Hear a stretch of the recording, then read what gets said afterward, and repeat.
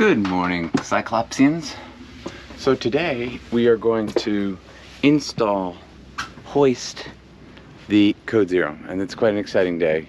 To recap, Code Zero was a season late, the fabric, the actual sail. Then we had the halyard problem. Then Carver has two components, the lower and the upper. We switched out the upper, which for the rigger said was important to do. The halyard for both the mainsail and the Code Zero are what are known as 2-to-1. And what a 2-to-1 halyard means is it's tied at the top of the mast, then it comes down to some form of a block, and then it goes back up to the top of the mast. I've taken the pulley apart. I guess the first part is the sheave, and two bearings go in, and they don't have anything to hold them in place initially. There's another part. I have everything sorted by pocket. There's this tube which has cutouts. You gotta align the cutouts correctly.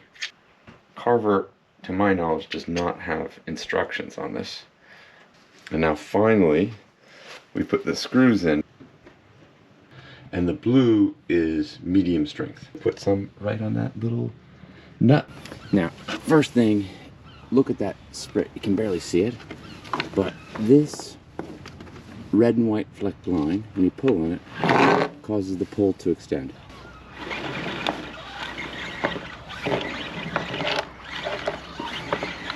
Okay, now I'm getting the tack of the Code Zero out to the end. The pole is now fully extended, and the tack and furler are all the way at the end.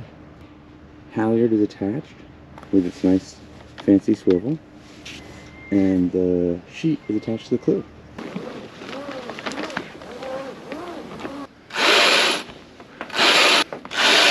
Going to need some more halyard tension to get the Code Zero dead straight.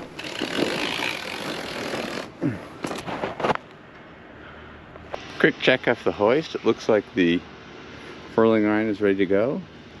The tack line's on nice and tight. The sail itself is quite rigid. The Velcro is trying to come undone. Wow, it's pretty powerful Velcro.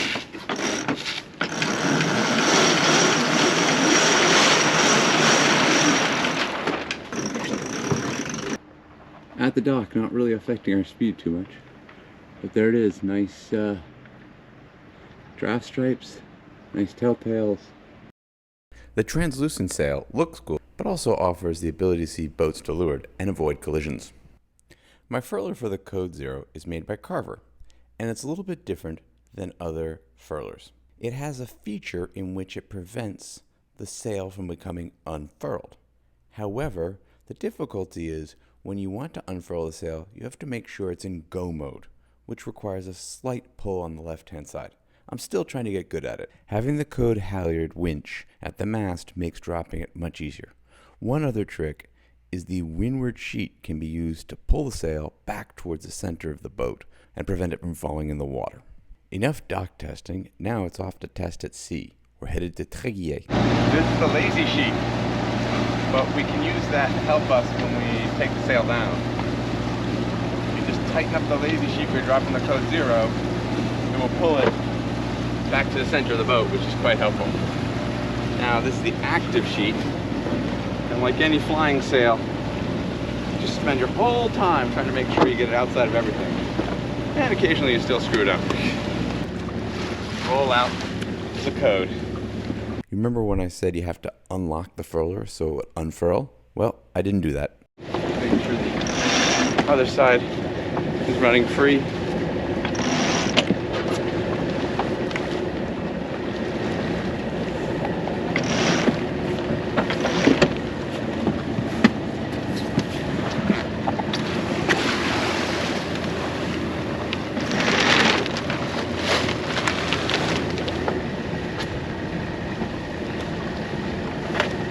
If I persist in pulling on the sheet, eventually a shear pin will break and the sail will come undone. However, I remembered the unlock feature and all went well. The Code Zero is a real powerhouse. It's made of a much lighter cloth and has twice the area of the Genoa, so it can power up the boat. But she can't get as close to the wind as a Genoa. Here the numbers say we're sailing in 7.8 knots of wind and the boat's moving at 5.6. Well, 7.2 current adjusted. I managed to just basically make every possible mistake hoisting her. The mistakes included, but not limited to, allowing the furling line to twist around the drum, having the spinnaker halyard and the Code Zero halyard merge together, dropping the sail in the water. Looks like the trim might be a little under trimmed. The breeze is going right for the day. And right now we're sailing in about 6 knots and we're going 5 knots through the water, but about 6 over ground. So, I mean, this Code Zero is just a fantastic sail. Gail, your thoughts on the Code Zero? I know maybe it's, you don't have an equal. Still not my favorite sail. I still like the staysail. Staysail's your favorite? Yeah. And Code Zero's the problem child. And has not really redeemed itself yet. So what wind range do you think the staysail's good in? All. That's sailing in 8 knots of breeze. I mean, holy cow.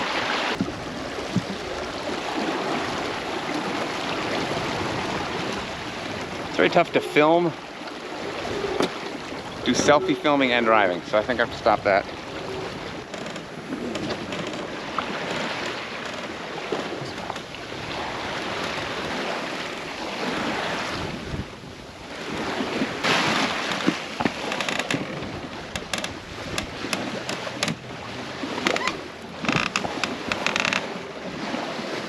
During this sail, an annoying creaking noise emerged from the mast. It had me very worried, and so I emailed my fellow friends that own similar boats. I got a quick response that they had a similar experience, but it ended after a mere 2 or 3 days. 48 hours later on Cyclops, we were lucky, and the sound went away as well.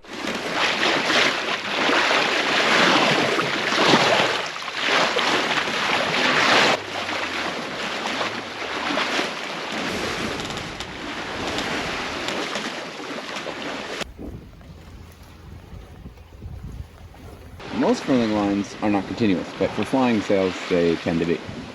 And the continuous line, you pull from the left to stow the sail, but it's nice to have a block that turn around.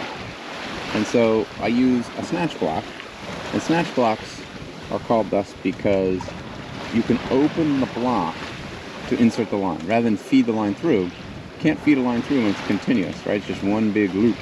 So you need a block that's called a snatch block. And then I have chosen to attach to this little pad eye. And then I can sit sort of halfway forward and still have access to the Code Zero sheet and put the sail away. It sounds like a great plan. This will be 1.0, so we'll see if it works. Apologies again for still having a fender out. Today's a shorter trip, 40 some miles, and we just didn't have the energy to stow the fender. That's the fact. Let's go look at the sail again. So beautiful. I think the trim looks okay. Maybe I haven't really figured out the sheeting point because I only have one to choose from. Obviously I could add a barber hauler here, but that's just adding a bit of complexity right now. Still learning the basics. True wind speed's 5.5 knots. The speed over ground is 5.1. We got a little bit of current. And I'm supposed to be going 5.1 knots according to my polars. We don't make the tide on time. That's, oh, the joys of Brittany sailing. I think we'll get another puff. Re-accelerate us. Kind of a beautiful lighthouse over there. Can the chart tell us the name of said lighthouse?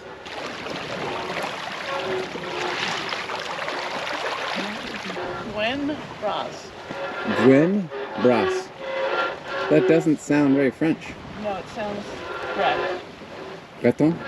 5 knots of breeze, dipping to 4. Yikes. That boat's still moving. It's amazing. What's that island that looks like we're going to hit? I think that's where we turn to starboard, right? Finally, the combination of the light air, foul current, made the pressure of arriving in Tréguier on time to get the slack current too great. So the Code Zero had to be stowed and the motor fired up. I refurled the Code Zero a second time to get a better furling, but from this video angle you can see where I'm manipulating the furling line and the ease of easing the sheet on the nearby winch.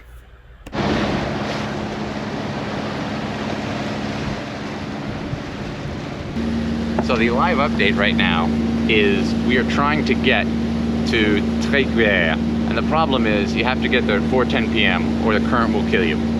And we've been fighting all day to get there, and we're predicted to be on time now. We've been at times predicted to be an hour late, and we're just hoping the river doesn't have too much current. The bay did. Under full motor, but still throw a sail out. When you sail to a port for the first time, everything's a challenge. So many things are uncertain. And when you visit a port a second time, it's easy.